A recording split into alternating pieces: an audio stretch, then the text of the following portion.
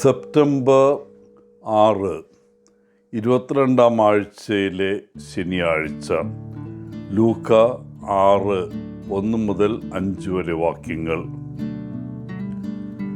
ഇന്നത്തെ സുവിശേഷത്തിൽ യേശുവിൻ്റെ ശിഷ്യന്മാർ സാബത്ത് നിയമം ലംഘിച്ചുവെന്ന് ഫരിസേയർ ആരോപിക്കുന്നതായി കാണാം.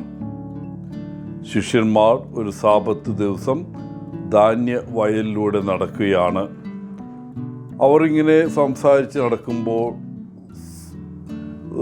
സ്വയമേവ കുറച്ച് ധാന്യം പറിച്ചെടുത്ത് അതിൻ്റെ തോട് ഉരച്ച് അതിലുള്ള ഗോതമ്പ് തിന്നാൻ തുടങ്ങുന്നു. എന്നാൽ യേശുവിനെയും ശിഷ്യന്മാരെയും നിരീക്ഷിച്ചുകൊണ്ടിരുന്ന ചില ഫരിസേയർ അവർ യഹൂദ നിയമം ലംഘിച്ചുവെന്ന് ആരോപിച്ച് അവരെ കുറ്റപ്പെടുത്തുന്നു. സാബത്തിൽ ഒരു ജോലിയും ചെയ്യരുതെന്നുള്ള നിയമം അവർ വ്യക്തമായി പറഞ്ഞു. സാബത്ത് യഹൂദന്മാർക്ക് ദൈവത്തെ ആരാധിക്കുന്നതിനായി നീക്കിവെച്ച ദിവസമായിരുന്നു. ആ ദിവസം ചിലതരം ജോലികൾ ഒഴിവാക്കാൻ യഹൂദ ജനതയോട് ദൈവം തന്നെയാണ് കൽപ്പിച്ചത്. ദൈവത്തിന് കൂടുതൽ സമയം നൽകാൻ അത് അവരെ സ്വതന്ത്രരാക്കി. എന്നാൽ കാലം കടന്നു പോയപ്പോൾ യഹൂദ പുരോഹിതർ ഈ ദൈവപ്രമാണം സങ്കീർണമാക്കി. യേശുവിൻ്റെ സമയമായപ്പോഴേക്കും വിലക്കപ്പെട്ട ജോലികളുടെ പട്ടിക 39 എണ്ണം ആയിരുന്നു. യേശുവിൻ്റെ ശിഷ്യന്മാർ സാബത്ത് ലംഘിച്ചുവെന്ന് ഫരിസേയർ ആരോപിക്കുന്നു. കതിരുകൾ പറിക്കുന്നത് വിളവെടുക്കുന്നതിന് തുല്യമാണെന്നും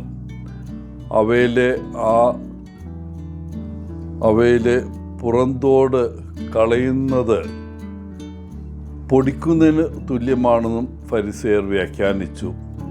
സാബത്തിൽ നിരോധിച്ചിരിക്കുന്ന കാർഷിക ജോലികളാണവ.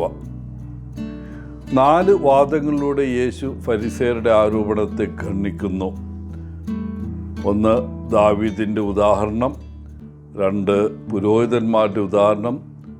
3, ദൈവത്തിൻ്റെ കാരുണ്യത്തെ സാബത്തിന് മേലുള്ള യേശുവിൻ്റെ സ്വന്തം അധികാരത്തെക്കുറിച്ചുള്ള ശരിയായ ധാരണ. നമ്മുടെ ലോകത്ത് നിയമം ആവശ്യമാണ്, അത്യാവശ്യമാണ്. നിയമങ്ങളില്ലായിരുന്നെങ്കിൽ ആർക്കും അവർ ആഗ്രഹിക്കുന്നത് തോന്നിയ പോലെ ചെയ്യാൻ കഴിയും. മറ്റൊരാളെ ദ്രോഹിച്ചാലും നമ്മുടേതല്ലാത്ത മോഷ്ടിച്ചാലും അവരുടെ ജീവിത സമ്പാദ്യത്തിൽ നിന്ന് തട്ടിപ്പ് നടത്തിയാലും ഒരു പരിണത ഫലവും ഉണ്ടാകില്ല. നിയമം ഉയർന്ന ലക്ഷ്യമാണ് നിറവേറ്റുന്നത്. നമ്മുടെ ലോകം വ്യക്തിയുടെയും സംസ്ഥാനങ്ങളുടെയും രാജ്യങ്ങളുടെയും ലോകത്തിൻ്റെ അവകാശങ്ങൾ സംരക്ഷിക്കുന്നതാണ് നിയമത്തിൻ്റെ ലക്ഷ്യം.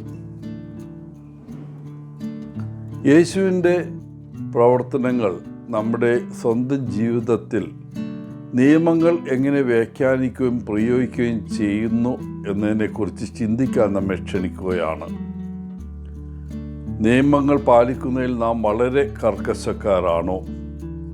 അത് ദയയും സഹാനുഭൂതിയും മറന്നുകൊണ്ടാണോ?